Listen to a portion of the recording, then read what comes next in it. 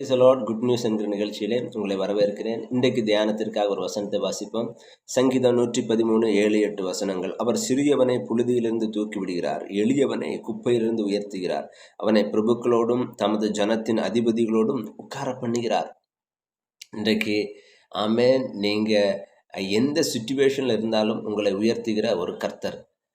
தாவீதை நம்ம பார்க்கும்போது அவர் எல்லாராலையும் ஒதுக்கப்பட்ட ஒரு மனுஷனாக இருந்தார். தன்னுடைய குடும்பத்தினாலையும் தன்னுடைய சகோதரனாலையும் ஒதுக்கப்பட்டு ஆடு மேய்ச்சிக்கிட்டு இருந்த ஒரு தாவீதை கொண்டு கர்த்தர் ராஜாவாக மாற்றுகிறார். புழுதியில் இருந்தவர், குப்பையில் இருந்தவரை கர்த்தர் ராஜாவாக மாற்றினார். இன்றைக்கு ஒருவேளை நீங்கள் அங்கீகரிக்கப்படாதவராக இருக்கலாம், உங்கள் குடும்பத்தில் நீங்கள் அங்கீகரிக்கப்படாதவராக இருக்கலாம், உங்களுடைய சமூகத்தில் நீங்கள் அங்கீகரிக்கப்படாதவராக இருக்கலாம், மற்றவங்க அவங்கள பார்ப்பது ஒரு புழுதியாகவோ குப்பையாகவோ பார்க்கலாம், உங்களுடைய ஏளனமாக அவங்கள பார்க்கலாம், ஏளனமாக அவங்கள பேசலாம்.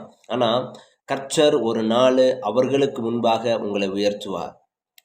உங்களை எப்படி ஏளனமாக பார்த்தார்களோ அதே கண்கள் உங்களை ஆச்சரியமாக பார்க்கும். எந்த வார்த்தைகள் உங்களை காயப்படுத்தினதோ அதே வார்த்தைகள் ஒரு நாள் உங்களை புகழ்ந்து பேசும். தாவீதை உயர்த்தின கர்த்தர் இன்றைக்கு உங்களை உயர்த்தி நீங்களும் ராஜாக்களோடு கூட இருப்பீர்கள், ராஜாக்களாகவே மாறுவீர்கள். இந்த வசனம் பிரகாரம் கர்த்தர் உங்களை ஆசீர்வதிப்பார். Have a nice day. God bless you.